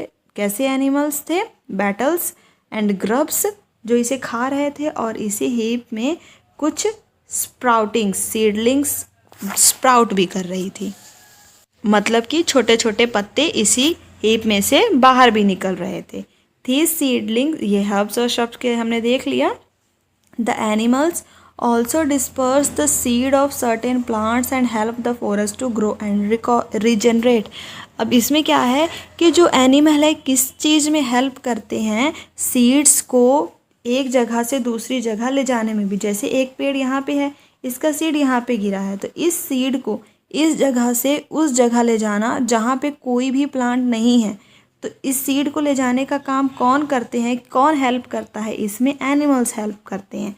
अब यहाँ पे सीड था, यहाँ पे गिरा, यहाँ से इसको यहाँ ले गए जहाँ पे कोई प्लांट नहीं था, तो वहाँ पे भी क्या हो जाएगा, अलग अलग तरह के प्लांट्स ग्रो करेंगे उसी फॉरेस्ट में। मतलब कि एनिमल्स ने किस में हेल्प करी, सीड को डिस्पर्स करने में, जिससे क्या हेल्प मिली, फॉरेस्ट ग्रो और रीजनरेट होने में इससे हेल्प मिली। The decaying animal dung also provide nutrition to the seedlings to grow, said professor Ahmed. अब ये जो डिकेइंग, जो एनिमल का डंग होता है, जैसे जो गोबर होता है, वो क्या करता है, न्यूट्रिशन प्रोवाइड करता है सीडलिंग्स, छोटे छोटे पेड़ों को बढ़ने के लिए, प्रोफेसर अहमद ने बताया। अब इससे रिलेटेड पहली का यहाँ पे एक क्वेश्चन है कि इसने एक पीपल की सैपलिंग को अपने स्कूल के साइड वॉल में उगते हुए देखा, जैसे यहाँ इस फिगर में दिखाया है कि ये जो दीवार दिख रही है, ये इस दीवार में कैसे हमें एक बाहर आता हुआ छोटा सा पेड़ दिख रहा है, सैपलिंग दिख रही है पीपल की। तो ये जो दीवार है वो है किसकी, गोबर वगैरह की दीवार है। अभी हमने देखा कि कैसे जो गोबर है न्यूट्रिशन प्रोवाइड कर रहा है सीडलिंग को ग्रो करने के लिए, इसी के कारण ही यहाँ पे भी सीडलिंग मतलब एक सैपलिंग इस वॉल पे उगी हुई है, क्योंकि इस वॉल में गोबर है और उसी गोबर में कोई सीड भी होगा, और सीड को गोबर ने क्या प्रोवाइड कर दी, न्यूट्रिशन प्रोवाइड कर दी, जिसके कारण इसमें से ये सैपलिंग पीपल की बाहर आ गई है।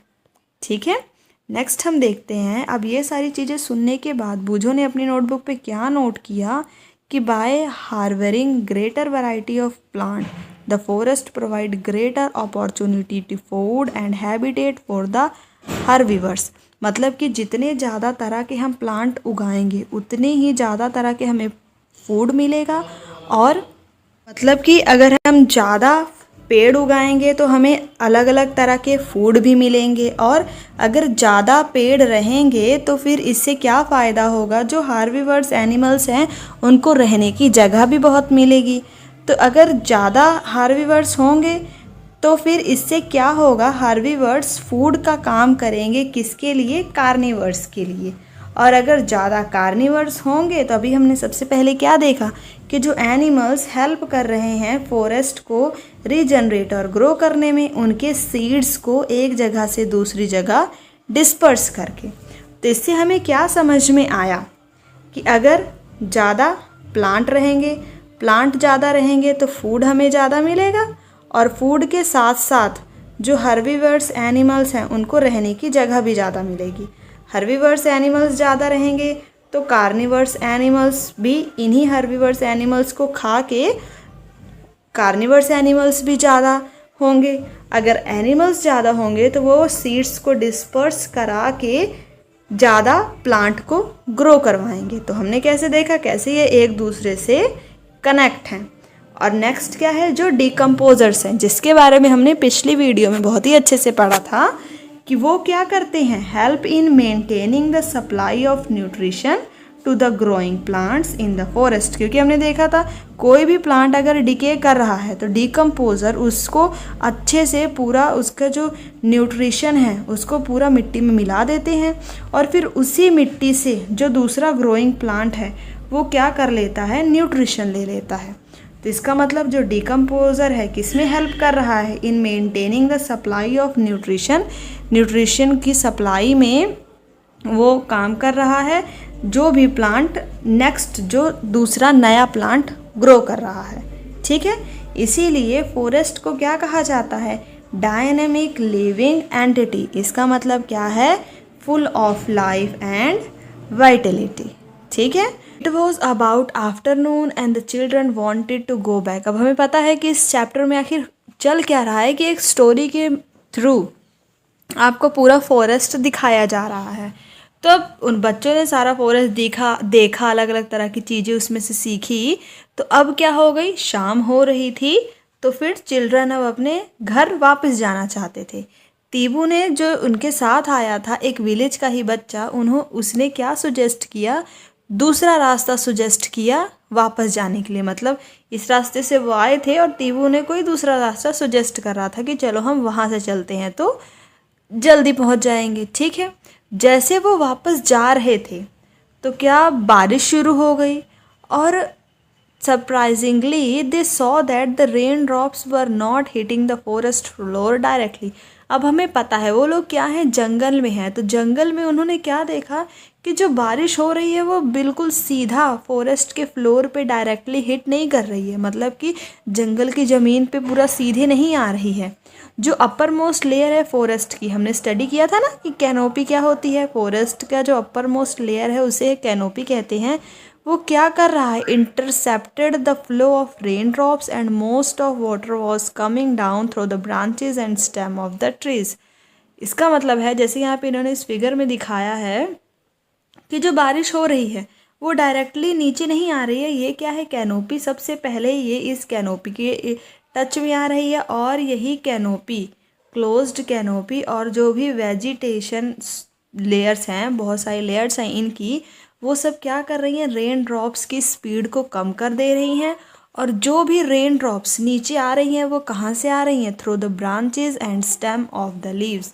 ये क्या है, इनकी ब्रांच है, और ये क्या है, स्टेम है। जो भी थोड़ी बहुत बूंदें हैं, क्योंकि बाकी तो इनसे टकरा के पहले इन पत्तों में समा जाती हैं, मतलब पत्तों के थ्रू होते होते इन ब्रांचेस से और इस स्टेम से वो क्या आ रही हैं, इस फॉरेस्ट के फ्लोर के ऊपर बारिश आ रही है। डायरेक्टली तो नहीं आ रही है, वही उन्होंने कहा है। From the leaves it was dripping slowly over the branches of the shrubs and herbs. और इनकी जो पत्तियां हैं, इनकी पत्तियों से जो बूंदें गिर रही हैं, वो जैसे यहाँ पे मान लो कोई छोटे छोटे पौधे हैं, इनकी पत्तियों से वो बूंदें इन छोटे पौधों के ऊपर भी गिर रही हैं। From the leaves it was dripping, मतलब कि जो बारिश का पानी है वो ड्रिप कर रहा है slowly over the branches of herbs and shrubs. They found, उन्होंने क्या देखा कि अभी भी जो ग्राउंड है फॉरेस्ट का वो अभी भी क्या है, ड्राई है। पर आधे घंटे बाद जब बारिश रुकी तब उन्होंने नोटिस किया कि अब जो फॉरेस्ट की फ्लोर है जिसके ऊपर क्या थे, डेड लीव्स थे, अब जाके वो थोड़े थोड़े उन्हें गीले दिखाई दे रहे हैं। But water did not stagnate in the forest. पर जो बारिश का पानी था, स्टैग्नेट का मतलब कि स्थिर, एक जगह पे रुकना, जो बारिश का पानी था, जो बारिश हुई फॉरेस्ट में, उन्होंने क्या देखा कि वहाँ पे पानी रुका नहीं। तो वो जो सोचता है कि अगर इतनी बारिश टाउन में हुई होती तो वहाँ के जो नालियाँ हैं और रोड हैं वो तो पूरे भर जाते। मुझे तो ये सोच रहा है, पर फॉरेस्ट में तो ऐसा हुआ नहीं, फॉरेस्ट में तो पानी रुका ही नहीं। पर नदियाँ, मतलब कि जो टाउन है उसकी नालियों और रोड में तो पूरा पानी इकट्ठा हो जाता है। और क्या हो अगर बहुत ज़्यादा बारिश हो आपके टाउन में, तो ये एक क्वेश्चन पूछा गया है। ठीक है, नेक्स्ट हम देखते हैं कि प्रोफेसर अहमद उन बच्चों को क्या बताता है कि जो एक फॉरेस्ट है वो किसकी तरह भी एक्ट करता है, नेचुरल एब्जॉर्बर की तरह भी एक्ट करता है, जो रेन वाटर को एब्जॉर्ब करता है और अपने अंदर ही समा लेता है। मतलब कि बारिश हुई और फॉरेस्ट में जब बारिश हो रही है तो वहाँ पे पानी रुका क्यों नहीं, क्योंकि उसने ज़्यादातर पानी क्या कर लिया, सीप कर लिया, मतलब कि अपने ही अंदर सोख लिया। It helps maintain the water table through out the year. अब बारिश का पानी ज़मीन के अंदर सोख रहा है तो फिर ये वाटर टेबल का जो लेवल है उसको भी मेंटेन करने में हेल्प कर रहा है। कौन, ट्रीज ही हेल्प कर रहे हैं। Forest not only help in controlling flood, मतलब कि अब ये बाढ़ आने से भी तो रोक रहा है ना, क्योंकि ज़्यादातर पानी जब बारिश हुई ज़्यादा तो फिर इसने पानी क्या कर लिया, अपने अंदर ही सोख लिया। तो ये ना ही सिर्फ बाढ़ आने से रोकता है बल्कि maintain the flow of water in the stream so that we get a steady supply of water. और ये जो नदियों में पानी होता है उसके फ्लो को भी मेंटेन करता है ट्री, ताकि हमें पूरे साल पानी आराम से मिल सके। ऑन द अदर हैंड, अगर दूसरी तरफ हम देखें कि अगर ट्रीज प्रेजेंट ना हो तो जो बारिश होगी सीधा ग्राउंड पे डायरेक्टली हिट करेगी, और बहुत ज़्यादा बारिश होगी तो ग्राउंड पे ट्री ही नहीं रहेंगे तो ट्री उन्हें अब्जॉर्ब ही नहीं करेंगे, तो फिर इससे बाढ़ आने का खतरा हमारे इलाके में हो जाता है। और ज़्यादा बारिश होगी तो इससे सोइल को भी नुकसान होता है। सोइल को नुकसान कैसे होता है और कैसे पेड़ सोइल को नुकसान होने से प्रोटेक्ट करते हैं, क्योंकि जो पेड़ है उसके क्या होते हैं, रूट्स होते हैं, और यही जो रूट्स हैं ये क्या करते हैं, सॉइल को बाइंड करके रखते हैं। तो जब भी बारिश होती है, जब भी बारिश हुई तो फिर बारिश, ये जो सॉइल है इसकी जड़ों ने सॉइल को तो पूरा प्रोटेक्ट करके रखा हुआ है। तो roots of tree normally bind the soil together, but in their absence of soil is waste washed away और इरोडेड। अब हमें पता है अगर ये ट्रीज नहीं रहेंगे तो फिर इनकी जो ये रूट है ये सॉइल को बाउंड नहीं कर पाएगी, और जब भी बारिश होगी तो बारिश के साथ ही जो सॉइल है वो भी पूरी वॉश अवे हो जाएगी या फिर इरोड हो जाएगी। इसका मतलब कि बारिश अगर हुई और फिर बारिश के होने से एक जगह की सॉइल बह के दूसरी जगह चली जाएगी तो इस जगह पे क्या हो जाएगा, सॉइल का इरोजन हो जाएगा, मतलब कि सॉइल की कमी आ जाएगी। पर अगर पेड़ रहेगा दूसरी तरफ तो जो पेड़ के रूट्स हैं वो उसको पूरा बाइंड करके रखेंगे और ये सॉइल इरोजन से भी प्रोटेक्ट करता है। देख रहे हैं ना कि जो पेड़ है वो कितनी चीज़ है, मतलब कितना फ़ायदा होता है अगर पेड़ रहते हैं, और अगर नहीं रहेंगे पेड़ तो उसके कितने ज़्यादा नुकसान भी हैं। तो फिर चिल्ड्रन ने थोड़ा टाइम तीबू के विलेज में स्पेंड किया। जाने से पहले वहाँ का जो वेदर था बहुत ही ज़्यादा अच्छा था गांव का। विलेजर्स ने उन्हें बताया, क्योंकि उन विलेज के आसपास फॉरेस्ट है इसीलिए वहाँ बारिश भी हो जाती है। अब हमने ये आई थिंक कल या परसों के लेक्चर में हमने देखा था कि कैसे बारिश होने में भी जो प्लांट है वो हेल्प कर रहा है ट्रांसपिरेशन करके। अगर आपने नहीं देखा है तो आप उसको भी देख सकते हैं, जो वाटर साइकिल वाला वीडियो है उसी में एक्सप्लेन किया हुआ है। वही विलेजर्स ने भी कहा कि आसपास पेड़ है इसीलिए अच्छी बारिश भी हो जाती है, एयर भी बहुत अच्छी कूल मतलब ठंडी ठंडी हवा भी चल रही है। Noise pollution two is less because the forest observe the noise of the near by highway. अब यहाँ पे एक और इम्पॉर्टेंट पॉइंट क्या आ गया कि जो फॉरेस्ट है वो नॉइज़ पोल्यूशन को भी ऑब्जर्व कर ले रहा है जो भी हाईवे से आ रहा है। तो देख रहे हैं ना कि लगातार हम इसके फ़ायदे ही देख रहे हैं कि पेड़ लगाने के कितने तरह के फ़ायदे हो सकते हैं। नेक्स्ट जो चिल्ड्रन थे उन्होंने क्या सीखा, उन्होंने क्या देखा कि जो विलेज की हिस्ट्री है उसके बारे में भी उन्हें पता चला और वो ये जान के हैरान हुए कि जो विलेज है और जो भी खेती बाड़ी का एरिया है उस गांव में वो कैसे आया है। 60 साल पहले वो जगह वो गांव और उनके अगल बगल के जो खेत हैं वो भी फॉरेस्ट को काट के ही बनाए गए हैं। जो तीबू के ग्रैंडफादर थे वो उन्होंने उन्हें बताया कि जब वो छोटे थे तो विलेज इतना बड़ा नहीं था जितना कि अब है। तब तो विलेज छोटा सा ही था और वो बहुत सारे फॉरेस्ट से क्या मतलब उसके चारों तरफ क्या थे, जंगल ही जंगल हुआ करते थे। पर रोड्स बनाने के लिए, बिल्डिंग्स, इंडस्ट्रियल डेवलपमेंट करने के लिए और लकड़ियों की डिमांड जैसे जैसे बढ़ती गई, जैसे जैसे इन चीज़ों की डिमांड बढ़ती गई, इन चीज़ों की डिमांड बढ़ने से हुआ क्या कि फॉरेस्ट के ऊपर प्रेशर भी बढ़ता गया जिसके कारण फॉरेस्ट क्या होने लग गए, वैनिश होने लग गए, मतलब कि गायब होने लग गए क्योंकि अब फॉरेस्ट को काट के ही वहाँ पे रोड बनाने लग गए, बिल्डिंग्स बनाने लग गए, लकड़ियों की डिमांड के कारण फॉरेस्ट को काटने लग गए। तो इन सारी चीज़ों से क्या हुआ, फॉरेस्ट वैनिश होने शुरू हो गए। ही वॉज नॉट हैप्पी, और वो खुश नहीं हैं क्योंकि जो भी फॉरेस्ट उनके गांव के पास है, एडजॉइनिंग का मतलब कि उनके गांव के साथ वाले जो भी जंगल हैं वो और तो बढ़ नहीं रहे हैं पर ख़त्म होने की कगार पे आ गए हैं।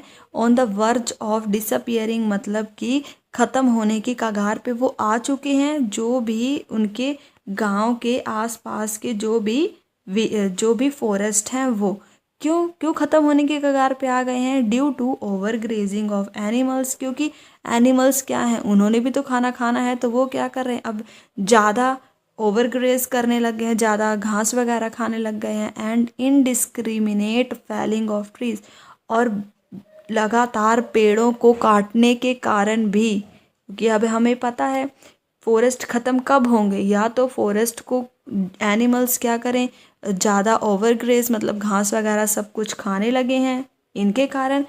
और एक तो ये बात है कि फॉरेस्ट को हम जो लगातार काटते रहते हैं अपनी ज़रूरतों को पूरा करने के लिए, तो इन चीज़ों के कारण फॉरेस्ट क्या होने लग गए हैं, डिसअपियर होने की कगार पे आ गए हैं। प्रोफेसर अहमद ने बच्चों को बोला कि इफ़ वी डिड थिंग्स, अगर हम चीज़ों को संभाल के करें तो हम फॉरेस्ट और अपने इन्वायरमेंट को प्रोटेक्ट भी कर सकते हैं और इसकी डेवलपमेंट भी कर सकते हैं। चिल्ड्रन प्रिपेयर, चिल्ड्रंस ने क्या की, कुछ पिक्चर्स बनाई to show the consequences of such an event, मतलब कि अगर पेड़ नहीं रहेंगे तो क्या होगा, इन चीज़ों को दर्शाने के लिए चिल्ड्रंस ने कुछ पिक्चर्स प्रिपेयर की। At the end of visit, अब क्योंकि वो गांव में आ चुके, वापस अपने घर आ रहे हैं, तो इस ट्रिप के एंड में प्रोफेसर अहमद ने चिल्ड्रंस को पूछा कि सम अप करो कि हमने फॉरेस्ट के बारे में क्या क्या सीखा है। तो चिल्ड्रन लिखने लगे कि फॉरेस्ट से हमें ऑक्सीजन मिलती है, ये सॉइल को प्रोटेक्ट करते हैं, हमने अभी देखा, and provide habitat to a large number of animals, और बहुत लार्ज नंबर ऑफ एनिमल्स को रहने के लिए घर भी देते हैं। Forest help in bringing good rainfall in neighbouring areas, मतलब कि जिन एरियाज़ में फॉरेस्ट होते हैं वहाँ पे अच्छी बारिश करने में भी हेल्प करते हैं। ये मेडिसिनल प्लांट में भी हेल्प करते हैं। Timber and many other useful products, जैसे कि हमने देखा था कि गम भी हमें फॉरेस्ट से मिलती है, स्पाइसेस भी फॉरेस्ट से मिलती है। टिम्बर मतलब कि जो हमने देखा था कि फर्नीचर वगैरह के लिए हमें लकड़ियाँ भी प्लांट से ही मिल रही हैं, फॉरेस्ट से ही मिल रही हैं, तो ये भी इन चीज़ों में भी हमारी हेल्प कर रहे हैं। इसीलिए हमें फॉरेस्ट को क्या करना चाहिए, प्रिजर्व करना चाहिए। इसके बाद बूझो का क्वेश्चन आया है कि क्या होगा अगर फॉरेस्ट डिसअपियर हो जाएंगे। तो इसके लिए यहाँ पे पिक्चर्स बनी हुई हैं, हम उनको समझते हैं। जैसे फर्स्ट पिक्चर में क्या दिखाया हुआ है कि अगर फॉरेस्ट डिसअपियर हो जाएंगे तो कार्बन डाइऑक्साइड का जो अमाउंट है एयर में बढ़ जाएगा, जिससे अर्थ का टेम्परेचर बढ़ जाएगा। क्योंकि यहाँ पे क्या है, ज़्यादा पेड़ हैं तो ज़्यादा पेड़ कार्बन डाइऑक्साइड जो भी एटमॉस्फेयर में निकल रही है उसको एब्जॉर्ब कर लेते हैं। पर यहाँ पे अगर पेड़ ही कम रह जाएंगे तो क्योंकि यहाँ पे देखो जो फैक्ट्रीज़ वगैरह हैं वो तो रहेंगी ही, और उनसे भी हार्मफुल गैसेस निकल रही हैं, कार्बन डाइऑक्साइड और बाकी चीज़ें भी, बाकी गैसेस भी, और यहाँ इन व्हीकल से भी निकल रहा है। तो फिर पेड़ ही नहीं रहेंगे तो इन कार्बन डाइऑक्साइड गैस को ऑब्जर्व कौन करेगा। तो इसके कारण रिजल्ट क्या होगा कि अर्थ का टेम्परेचर बढ़ जाएगा। नेक्स्ट सेकंड फिगर में क्या दिखाया हुआ है, in the absence of trees plants and animals will not get food and shelter. जैसे इसमें देख रहे हैं सारे प्लांट्स हैं, एनिमल्स हैं, उन सबको क्या मिल रहा है, फूड मिल रहा है और रहने की जगह भी मिल रही है। पर अगर प्लांट्स ही नहीं रहेंगे, पेड़ ही नहीं रहेंगे, तो ना तो इन्हें रहने की जगह मिलेगी और ना ही खाना मिलेगा। और हमने ये भी देखा है कि अगर ट्रीज़ एब्सेंट रहेंगे तो सॉइल वाटर को होल्ड ही नहीं कर पाएगा और इससे क्या आ सकती है, बाढ़ आ सकती है। जैसे यहाँ पे इस फिगर में दिखाया हुआ है कि सारे पेड़ कट गए हैं और पेड़ ही नहीं रहेंगे तो फिर जो बारिश होगी उसका पानी ज़मीन में एब्जॉर्ब नहीं होगा और इससे बाढ़ आ सकती है। डिफोरेस्टेशन से मतलब लगातार पेड़ काटना हमारी लाइफ को और इन्वायरमेंट को डेंजर में डाल सकता है, इसीलिए हमें फॉरेस्ट को प्रिजर्व करने के बारे में सोचना होगा। तो यहाँ पे फिनिश होता है हमारा चैप्टर। चलिए जल्दी से हम रिवाइज कर लेते हैं कि हमने पूरे इस चैप्टर में क्या पढ़ा है। हमने देखा कि फॉरेस्ट से हमें अलग अलग तरह के प्रोडक्ट्स मिलते हैं। Forest is a system, forest में एक सिस्टम है जिसमें क्या क्या है, प्लांट्स हैं, एनिमल्स हैं और माइक्रो ऑर्गेनिजम्स हैं। इन forest trees form the upper most layer followed by shrubs, the herbs form the lowest layer of vegetation. इसके बारे में हम देख ही चुके हैं कि ट्रीज़ की अपर लेयर कैनोपी है और फॉलोड बाय श्रब्स, जो श्रब्स का एक पूरा लेयर बन रही थी उसको क्या कर रहे थे, अंडर स्टोरेज कह रहे थे। और जो हर्ब्स है बिल्कुल लोवेस्ट लेयर फॉर्म कर रही हैं वेजिटेशन की। Different layers of vegetation provide food, अलग अलग लेयर वेजिटेशन की एनिमल्स और बर्ड्स इन सब को फूड और शेल्टर प्रोवाइड करती है। Various components of forest are interdependent on one another मतलब एक दूसरे के ऊपर क्या है, ये डिपेंडेंट है। The forest keeps on growing and changing and can regenerate. जो फॉरेस्ट है वो क्या होता रहता है, ग्रो करता रहता है, चेंज करता रहता है और रीजनरेट करता रहता है अलग अलग तरह की चीज़ों को। In the forest there is interaction between, interaction होती है किस किस के बीच में, सॉइल, वाटर, एयर और लिविंग ऑर्गेनिजम्स, इन सब के बीच में फॉरेस्ट में क्या होती रहती है, इंटरेक्शन होती रहती है। फॉरेस्ट प्रोटेक्ट करता है सॉइल को फ्रॉम सॉइल इरोजन, ये प्रोटेक्ट करता है, हेल्प करता है फॉरेस्ट को ग्रो करने में और रीजनरेट करने में। कौन हेल्प करता है, soil. Forest are the life line for the forest dwelling communities. Forest क्या है, जो भी फॉरेस्ट में रहते हैं उनके लिए एक लाइफ लाइन है। Forest influence climate, water cycle and air quality. Forest का इन सब में योगदान होता है, चाहे वो वाटर साइकिल हो गया, चाहे क्लाइमेट हो गया, चाहे फिर एयर की क्वालिटी हो गया। इसके बारे में हमने देख ही लिया। वाटर साइकिल के बारे में कल पढ़ा था, क्लाइमेट के बारे में आज देखा हमने कि अगर प्लांट रहेंगे तो कार्बन डाइऑक्साइड को अब्जॉर्ब करके एयर को भी वो क्या करता है, साफ करता है। तो क्लाइमेट और एयर क्वालिटी इन दोनों में भी फॉरेस्ट का पूरा योगदान रहता है। तो यहाँ पे फिनिश होता है हमारा चैप्टर नंबर 12। वीडियो पसंद आई हो तो वीडियो को लाइक, शेयर और चैनल को सब्सक्राइब करें और जो भी डाउट हो उसे आप कमेंट बॉक्स में कमेंट ज़रूर कर दें। Thanks for watching.